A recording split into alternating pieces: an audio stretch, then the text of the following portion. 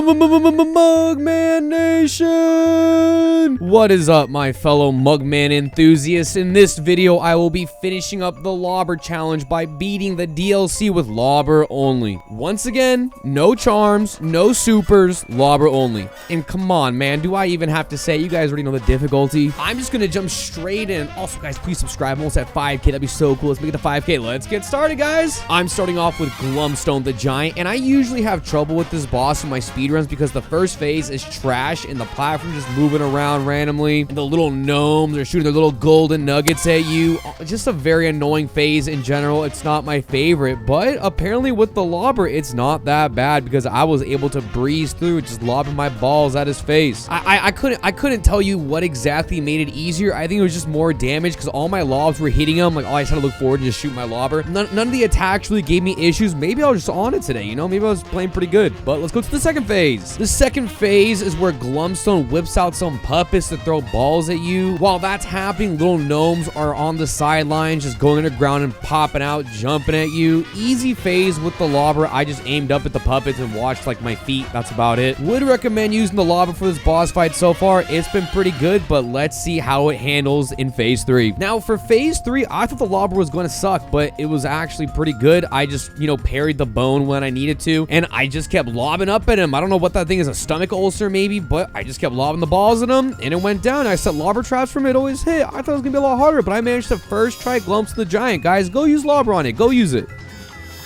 Let's go. First try Glumstone.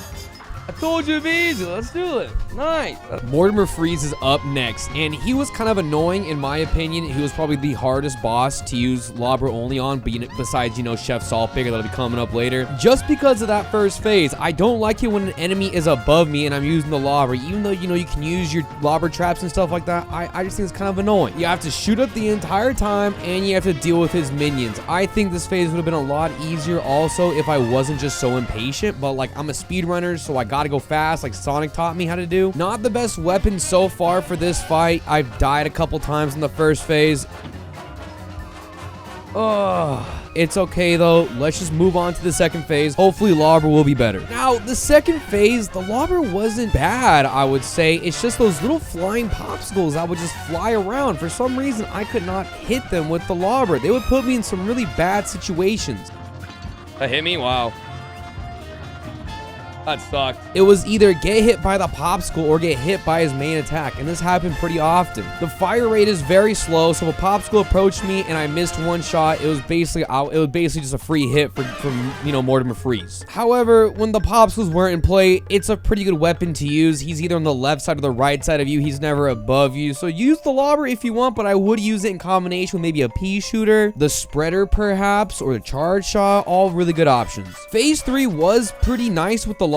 He was either on your left or your right side. He was never really above you, and the attacks weren't that hard to dodge. I'm not sure if it was just because I'm warmed up from the Twist Up challenge, but it was just a very easy phase for me to do. I never really died on it. Very easy final phase. Use a Lobber for it if you want, but I would recommend using a second weapon.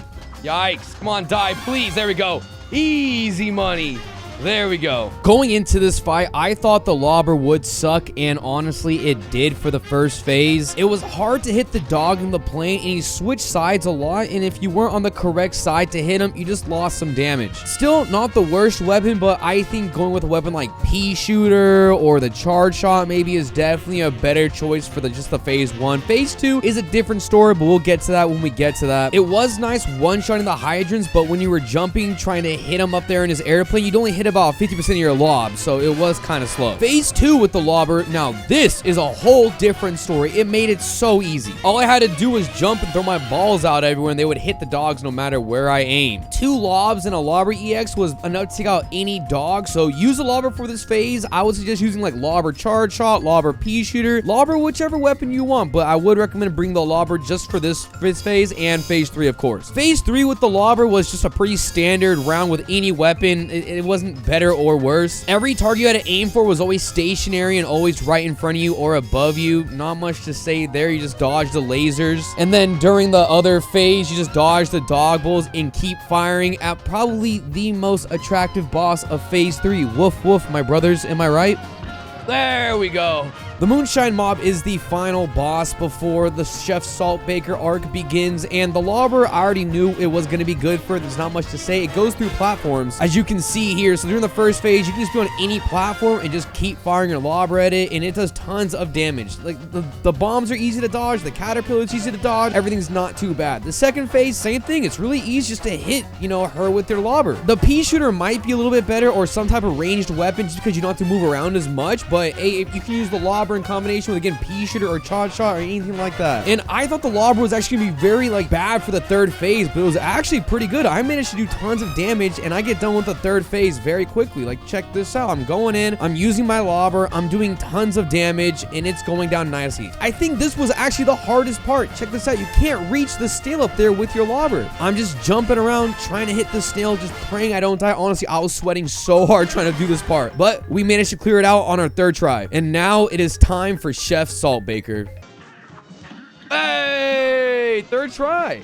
That was gonna be way harder. What the heck? Chef Saltbaker is once again the bane of my existence for this challenge. And for obvious reasons, the only way you can hit him with the Lobber is if you jump and shoot at him. And for some reason, I only kept getting the lime attack over and over and over. Wow, double limes, my favorite. Ah, wow. I love limes, yeah. Wow, triple limes. Limes a third time in a row. Can you get any more creative, Chef Saltbaker? Come on. Wow, limes again, huh, Chef Saltbaker? Real original, buddy. Real original. Limes a second time? Daring, are we? Limes a third time. I love this boss fight, guys. Wow, limes a fourth time. 4 limes in a row. Double limes. I don't know, I just get so mad when I get like 10 limes in a row, you know? Like 10 limes. He has different attacks. Did you guys know that? You guys know Chef Saltbaker has 3 different attacks. He has the cookie attack. He has the lime attack. He has the sugar attack. And he has the strawberry attack. Now tell me why he has a 33% chance to use the lime attack, and this man somehow does it 4 times in a row. I don't know what it was about me using Lobber only, but Chef Saltbaker, I guess, decided to take the lime only challenge and just wreck me. And even if I managed to make it to the second phase, I'd only have like 1 health to get through it. And using the Lobber on the second phase isn't bad because I can focus on the bottom half, but having only 1 health for all the stuff on the screen is not an easy task. I was getting hit left and right, and I would just make 1 mistake. I would re-chat for a second. Next thing you know, I'm taken out. I'm dead. I was not having a good time. There's a lot of stuff on the screen during this second phase. It's annoying, man. I think that's the whole boss fight. There's just so much stuff constantly on the screen. And since I'm using the Lobber, I feel the need to constantly jump around to fire it. And I just keep getting hit by everything. The leaves, the flames, little spiky balls they would shoot, the pots. And then once in a while, I would make it through the second phase, and then I would just end up at the final phases, you know, without any health. This third phase here wasn't a challenge at all, so I'm not even going to show a lot of footage of it. It was probably the easiest part of this, you know, challenge. But the final phase is just so hard to do without Miss Chalice and without like a pea shooter or something. I have to constantly move around, and I would just like end up at the 4th phase with only 1 health, and I would just usually die instantly. But I knew if I just got that 1 good run, I would be able to complete it, and I knew I was gonna get it soon. And that run came in an unexpected way. Guys, I had probably the most craziest Chef Saltbaker run of my life using the Lobber. I was going through the first phase pretty hard. I only had 1 health. I had 1 HP and a dream to complete it. Let's see if we got this. We go straight into the second phase, and I start lobbing instantly. I know exactly where they're gonna spawn, and I know exactly what I gotta do. Usually 2 Lobber shots and an EX would be enough to take out the salt shaker, and it would fly right into his face, and I was going off. I was entering Ultra Instinct like Goku right now. I was going crazy with the Lobbers. I wasn't missing a single shot. I was on top of this phase completely. I destroyed it with only 1 health, and I move on to the 3rd phase. And as I said before, this 3rd phase was so easy. I I breezed through it. Again, I'm not going to show any of it, and we're on to the final phase. And at this point, I'm going full focus mode. I can't look at anything else but the screen. My eyes are racing everywhere, and I just have to stay on top of it. I cannot make a single mistake, or else I'd have to restart from the beginning, and I would have to suffer all over again. The good thing about this final phase with the Lobber is that the Lobbers do fall through the platform, so it wasn't a bad thing to use for the final phase. Eventually, we do take it out, and we finish the challenge. Let's go! I'm cracked! I'm insane! GG, just like that, the challenge is over. All the other bosses are a cakewalk. Boom, bada, bing! In the first 10 minutes! And that's me being the Cuphead DLC with the Lobber. Sorry guys, I didn't do the extra boss. I'll do that later. I just kind of forgot to do it. I apologize. I'll see you guys in the next video. Subscribe to my YouTube. Follow me on Twitch. I love you guys. Mugman Nation, Mugman Nation.